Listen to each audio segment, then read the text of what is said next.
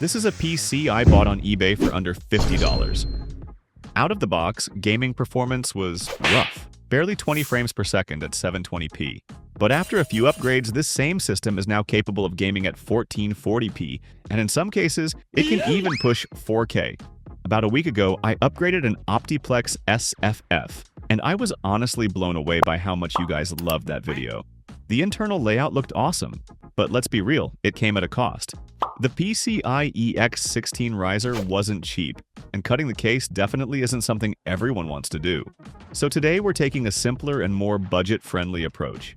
Same idea, less hassle, and a lot more accessible. Let's get into it. Alright, this time I'm done messing with tiny SFF cases.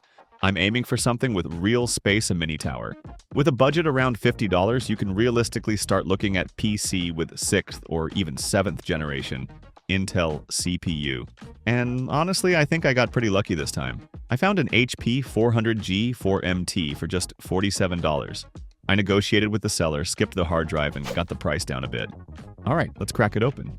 First impressions, I'd give the exterior about a 7 out of 10. The case has quite a few scratches, nothing surprising for an office PC this old. But the big win here is the size. This thing is roomy. Plenty of space inside, and it looks like it can handle full-size GPU without any sketchy mods. And after everything I've been through with cramped cases, yeah, this already feels like a step in the right direction. Let me give you a quick tour of the inside. As you can see, it's pretty boring, nothing flashy here.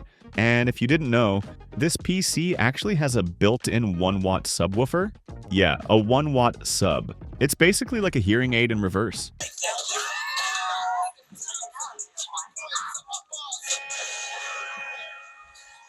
RAM-wise, it's running a single 8GB DDR4 stick. So yeah, not a lot. The good news is there's still one empty RAM slot, so upgrading later is super easy.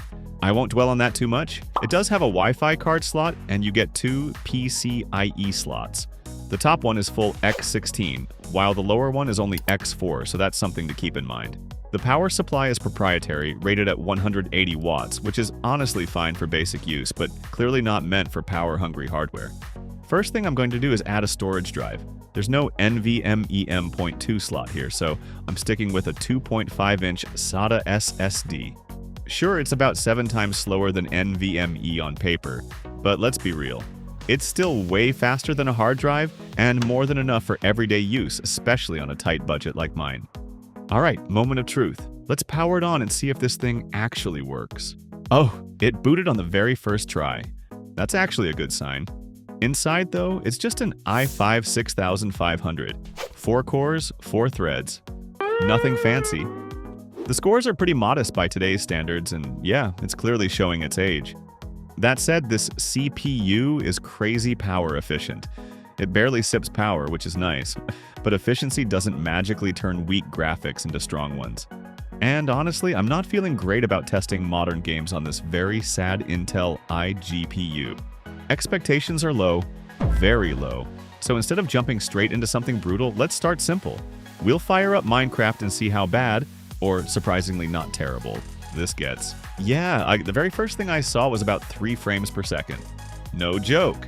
My eyes almost gave up immediately. Thankfully, after a few seconds, it crawled back up to around 10 frames per second, but that was still painful to watch. I had no choice but to lower the render distance before my eyes started protesting. At 8 chunks, things finally stabilized at around 60 frames per second, which is honestly just playable for an open-world game like this. Then I moved on to GTA 5, and this is where things really started falling apart.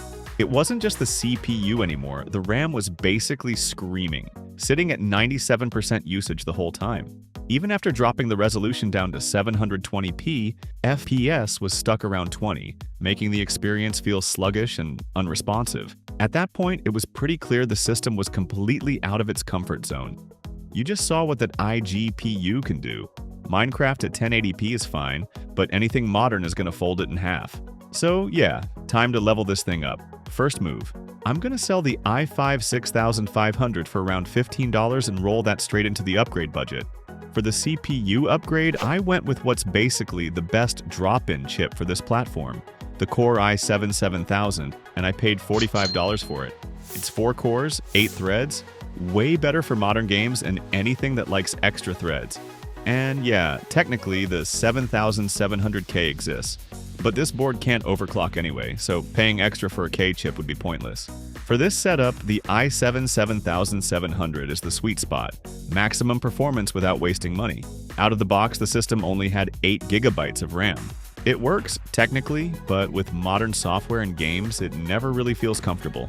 So the obvious move is 16 gigabytes, which is still the sweet spot today. I added another 8 gigabyte stick for $25, and that instantly takes a lot of pressure off the system. Fewer stutters, smoother multitasking, and way less RAM anxiety overall. For the GPU, I've actually got a couple of solid paths here, and it really just depends on what you want to play, and how much you want to spend. If your goal is 1080p gaming, you can keep it simple. GTX 1050 Ti or GTX 1654 gigabytes. Both are super power efficient, usually around 75 watts, and you can often find them for about $50. But if you're aiming for 1440p, 2K, your wallet needs to be a little braver. Something like an RTX 3056 gigabytes is a better fit. Still pretty efficient at around 70 watts, but it's more like an extra $100. Now here's the spicy part. Power. Rough math. GPU approximately 70 watts plus CPU approximately 65 watts equals approximately 135 watts. Then add another approximately 20 watts for the rest of the system. And yeah, on paper, that's starting to feel a little sketchy for this PSU. But real life isn't a power calculator. CPU and GPU don't sit at 100% load 24/7 at the exact same time. Most of the time. So instead of arguing in theory, we're going to do the only thing that matters. Test it for real and see if this setup can actually hold up. I ran all the tests at 1440p, 2K, to keep things consistent, starting with Valorant to see how the CPU holds up. With settings on high, FPS regularly pushed past 200, only dipping to around 170 during heavier fights or busy scenes. It's not perfectly flat, but considering this is a 9-year-old CPU, the result is more than acceptable. From there, I moved on to Tomb Raider as a more GPU-focused test, and this is where the system really started to shine. FPS hovered around 150, occasionally jumping over 200, and never once dropped below 100, making gameplay feel smooth and responsive the entire time. Things got more serious when I loaded up Cyberpunk 2077 on low settings, a game that stresses both the CPU and GPU. And surprisingly, the system held a steady 80 to 90 frames per second throughout my playtime with no major stutters. Finally, I wrapped things up with Minecraft using shaders, and this is where the limits became clear. The system managed around 40 frames per second, with dips to about 30 in more complex scenes. Still playable, but definitely not the silky smooth experience you'd want if Minecraft shaders are your main goal. You can probably tell by now that in a lot of these heavier games, the GPU was clearly the main bottleneck, not the CPU. The processor still had plenty left in the tank, it just never got the chance to stretch its legs. So I decided to step things up, way up. I swapped in something significantly more powerful than the 3050 to 6 gigabytes, and when I say more powerful, I mean on a completely different level. Enter the RTX 5060 to 8 gigabytes. This thing pulls up to 145 watts, which immediately raises the obvious question, where's the power coming from? No worries, I went with my old, slightly sketchy but effective trick, a second power supply. To start it, all you do is jump the green wire and a black wire on the 24-pin. Power the GPU first, then the system, and surprisingly, everything works just fine.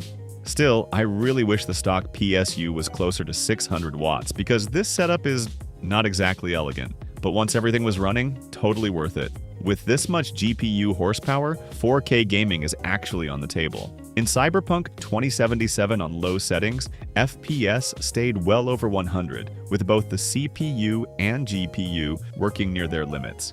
In GTA 5 at high settings, I was seeing around 80 frames per second, while the CPU was only at about 65% usage. And in Minecraft, I could finally enjoy shaders at a solid 60 frames per second, no compromises. So yeah, that's where I'll wrap this up. Hope this video gave you a few laughs, or at least some useful insight. If you enjoyed it, hit like, share it with your friends, and thanks a lot for watching.